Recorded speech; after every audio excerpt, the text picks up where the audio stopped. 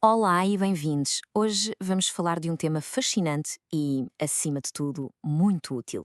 A teoria das inteligências múltiplas de Howard Gardner. Mas olhem, a ideia não é ficarmos só pela teoria.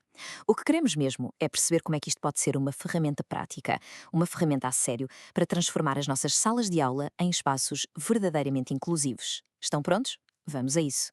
Então, qual vai ser o nosso percurso? Primeiro, vamos diretos ao problema, o grande desafio da sala de aula como a conhecemos. Depois, claro, entra em cena a perspectiva de Gardner e as suas famosas 8 inteligências. A partir daí, saltamos da teoria para a prática, com estratégias que podemos mesmo usar. E para termos uma visão equilibrada, vamos também espreitar as críticas da ciência, sim, porque elas existem. E no fim, vamos tentar perceber qual é, afinal, o grande valor de tudo isto para a inclusão. Muito bem, primeiro ponto. Vamos lá pensar nisto. Por que é que o modelo que temos há tantos anos parece, tantas vezes, falhar a tantos alunos? Onde é que está o problema de fundo? E isto leva-nos àquela pergunta que, no fundo, devia estar sempre presente na nossa mente. Como é que a escola pode ser, mas ser mesmo para todos? Como é que garantimos que ninguém fica para trás, que toda a gente tem a sua oportunidade de aprender e de brilhar? Ora, se olharmos para isto, a diferença é gritante. De um lado, a escola tradicional, que, vamos ser honestos, valoriza sobretudo duas coisas, a linguagem e a matemática.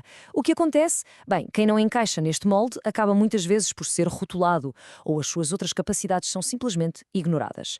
Do outro lado, a visão da escola inclusiva. E aqui a conversa é outra. A sala de aula é vista como um espaço plural, um mosaico de talentos, onde há lugar para um leque muito, mas muito mais vasto de habilidades. E é precisamente aqui que entra Howard Gardner. Ele chega e abana as estruturas. A proposta dele, no fundo, é desconstruir por completo aquela ideia antiga de que a inteligência é uma coisa só, uma coisa que se mede com um teste de QI. Então, o que é que a teoria das inteligências múltiplas nos diz? Basicamente, propõe algo completamente diferente. Em vez daquela ideia de uma inteligência única e geral, o famoso fator G, Gardner diz que nós temos um conjunto de, pelo menos, 8 inteligências. E o mais interessante é que elas são relativamente autónomas umas das outras. E atenção, este ponto é absolutamente crucial. Não é uma questão de dizer, eu tenho a inteligência musical e pronto. Não. A teoria diz que todos nós temos as 8 inteligências. O que nos torna únicos é a combinação, o nosso perfil, o grau em que cada uma está desenvolvida. E isso, claro, é uma mistura da nossa biologia e tudo o que vamos vivendo. Ok, então vamos lá conhecer estas 8 famosas inteligências. Vamos dar uma olhada rápida a este espectro de capacidades humanas para percebermos do que estamos a falar. Vamos começar com as estrelas da escola tradicional. A linguística, a habilidade com as palavras, e a lógico-matemática, a capacidade para o raciocínio e os números. Mas depois, a coisa expande-se. Temos a espacial, a capacidade de pensar em imagens, de visualizar, fundamental para um arquiteto, por exemplo. A musical, essa sensibilidade para os ritmos e sons. A seguir, a corporal sinestésica, que é a inteligência do corpo, do movimento. Pensem num atleta ou num bailarino. Depois entramos nas inteligências pessoais, a intrapessoal, a capacidade de perceber os outros, e a intrapessoal, o conhecimento profundo de nós mesmos. E por fim, a naturalista, aquela aptidão para reconhecer e interagir com o mundo à nossa volta. Muito bem, a teoria está percebida. Mas agora vem a parte importante. Como é que pomos isto em prática? Como é que pegamos nestas ideias e as levamos para a sala de aula, para de facto a tornar mais inclusiva? Esta frase resume tudo, não é? É a mudança total de perspectiva. Em vez de forçarmos os alunos a encaixar num molde pré-definido, é o próprio ensino que tem de se adaptar à diversidade que tem à sua frente. A lógica tradicional fica virada do avesso. E como é que isso se faz? Bom, primeiro, e talvez o mais importante, é valorizar todas as capacidades por igual. Depois, uma ideia muito poderosa, usar os pontos fortes de um aluno como uma porta de entrada para o ajudar nas suas dificuldades. É também fundamental oferecer estímulos variados, jogos, projetos, teatro, sair do dar matéria. E o objetivo final é este, adaptar o ensino à singularidade de cada um. Mas, sabem, uma das maiores revoluções que Gardner propõe é na avaliação. Ele faz uma distinção muito clara entre testar e avaliar. Ele critica a ideia da testagem, daquele teste padronizado, igual para todos, e em vez disso defende uma avaliação que ele chama de autêntica, algo que acontece todos os dias. Para Gardner, uma boa avaliação tem de ser ecologicamente válida. O que é que isto quer dizer? Bem, quer dizer observar os alunos no seu dia-a-dia, quer dizer usar materiais que eles conhecem. E, acima de tudo, significa dar-lhes a oportunidade de mostrar o que sabem de várias maneiras. A contar uma história, a fazer um desenho, a construir um modelo.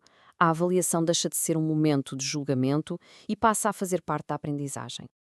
Ok, agora, temos de ser rigorosos. Esta teoria é muito popular na educação, sim, mas não é de todo um consenso. É fundamental olharmos para o outro lado da moeda, para as críticas que a ciência lhe faz.